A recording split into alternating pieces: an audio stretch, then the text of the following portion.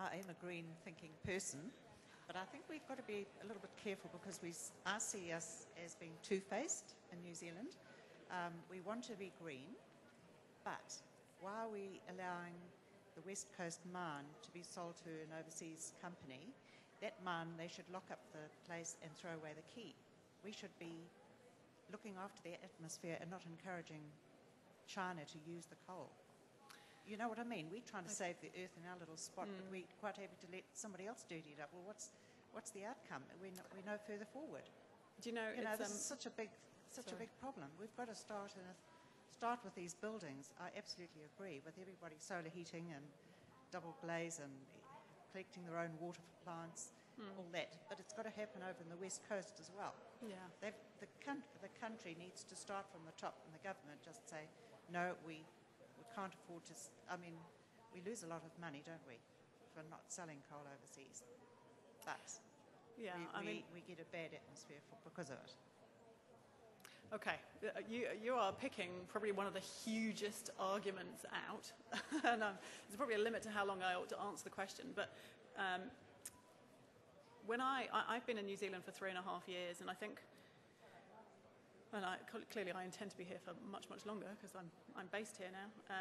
But I think one of the things that disappointed me slightly was that sustainability was a dirty word.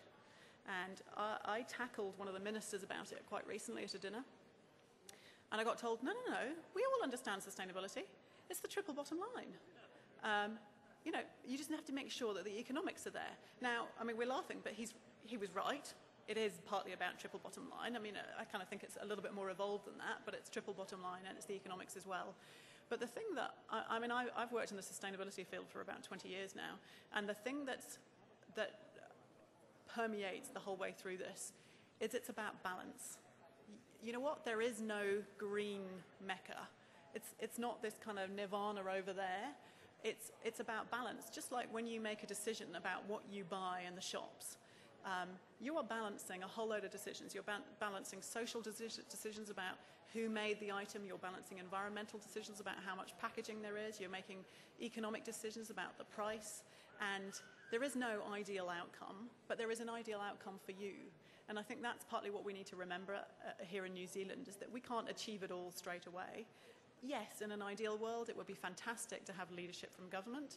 But my view personally is that we need to encourage leadership from business as well, because business can act faster and nimbler in many situations than government can. And it then becomes it doesn't become a political situation.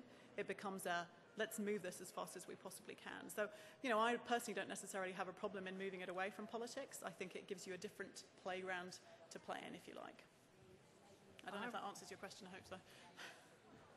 You say we have the greenest building in New Zealand, which is the Civic Building.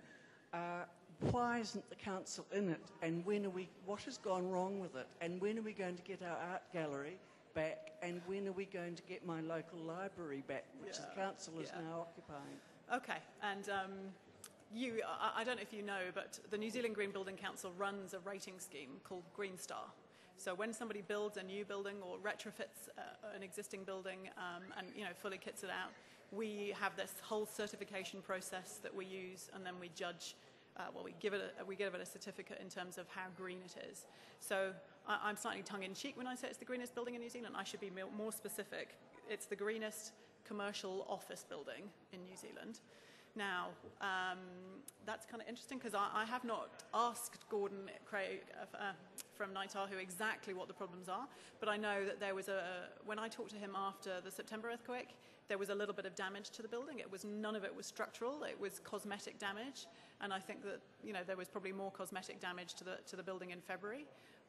But I'm probably not at liberty to tell you when they are moving back. I kind of have a vague idea that it's not too far away, but they will be moving back into that building reasonably soon.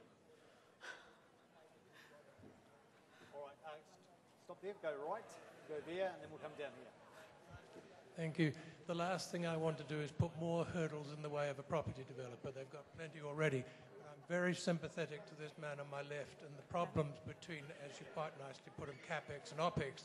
The thing is that it's the developer of the building that has the capex, and it's the operator of the building has the opex. And unless it's an owner-operated building, they're two different people. Totally, So therefore, you're going to get the builder, the developer, cutting corners. Well, not necessarily cutting corners, but not spending any more than he has to, because the less he spends, the better return he gets. It's economics, and too much of this world does come back to economics, but that's where they are. Yeah. To what extent can, in fact, some form of compulsion be put on them? And I'm interested in your Green Star concept, that perhaps there should be some minimum standard of Green Star achievement put into the building approval process. Yeah, okay, and I can answer that question because I've been talking about it all day with various people from council and thinking about it for the last X number of months, to be honest. Green Star is a very robust certification process which costs money to do because you require a lot of different people to put together particular types of paperwork. So when somebody says they've got a Green Star building, they really have got an absolutely fantastic Green Star building. Now, like this gentleman here, if you're going to do, if you want to build a much smaller building in Christchurch, so say, for example, you were trying to do like a 3-story building under 2,000 square metres, you're not going to go for Green Star because you can't afford to go for Green Star. So what's happening is that on Wednesday I have a board meeting, and there is a proposal to my board about how we assist this particular situation here in Christchurch. Can we come up with a checklist approach specifically for Christchurch that would cost much less money? There is a degree of robustness about it, so I have a Green Star person kind of signing off on it a little bit, and something that's much more affordable. So yes, there is something happening, and there is also a conversation around how we can encourage that. So there's not going to be kind of regulation, if you like, but there are ways to incentivise that in Christchurch. And yes, I am talking with council about how that happens as well. So hopefully after Wednesday I might be able to make an announcement. You ready for me? Yeah. This is in relation to the same issue here about cost, and I've been trying to recollect in my mind more details about what I want to ask you about. But are you familiar with the work of Jonathan Porritt? With Jonathan Porritt? I know Jonathan. Yeah. He was here a few years ago, gave a few talks around the place, and one of the suggestions that he had, and I think it's based on a case study of a town in England, in fact, where they tried to do this, and it relates to this issue that we're talking about the upfront costs for rebuilding and that sort of thing. And there was some changes they made to the tax code that I think had to do with depreciation that actually provided a financial incentive to take on those costs up front, because it changes the economics of that situation somewhat. Is there any move to address that in New Zealand or in this context now? Okay, there's even worse news than that, if you like, because I don't remember the exact date, but it was about 6 months ago, the government removed depreciation on buildings, which means theoretically buildings don't depreciate, which of course is a nonsense.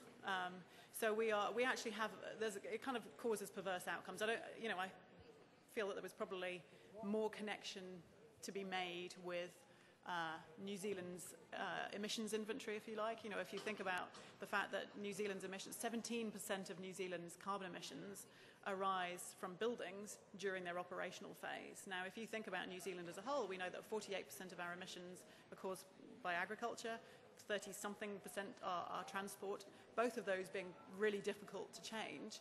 Retrofitting a building is much more economical. And, if you're looking at a marginal abatement cost curve, it has negative costs, if you like, even more so if you incentivize it. So we are looking for a bit more congruency between the incentives that are coming from government.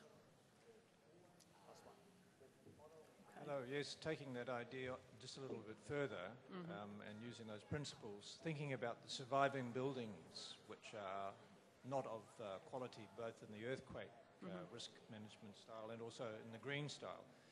Do you think some form of incentivizing and compulsion could be made to integrate them into the vision we have for Christchurch in the future? Yes and no. I mean, I think, yes, you can apply green principles to existing buildings. And in fact, if I'm being a lot of the green style buildings are new buildings in New Zealand at the moment, and on the whole, my view is that existing buildings need to be the answer, because there's a limit to how many new buildings we can create in New Zealand.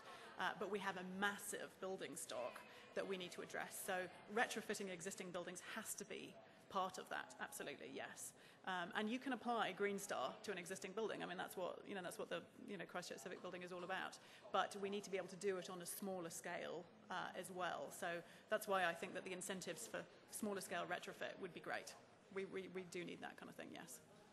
But I think, there was a point that I wanted to come back to you as a property owner, because I think, clearly that we're a membership organisation, so I have members across the building and construction sector. So I've got architects, engineers, property people, town planners, builders, the whole range.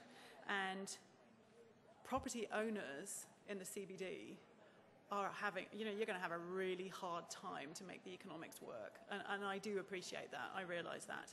So, what can I do that makes it as affordable as possible to rebuild in a green way? I think there's even more that would be great in terms of the city council maybe, or product suppliers, kind of coming together and offering product opportunities would be fantastic. But suffice it to say that there are also, there are a number of the other big construction companies that are doing bits and pieces of work who are members of the New Zealand Green Building Council. So I know that, that some of them are already putting in low flow kind of toilets, and they're kind of doing it in a small way. We just need to up the ante, really, if you like. Alex, thank you very much. We are going to have to leave it there, I'm sorry. I'm sure Alex will happily linger if you want to have a one-on-one with her afterwards. Let's hear it for Alex Cutler. Thank you very much.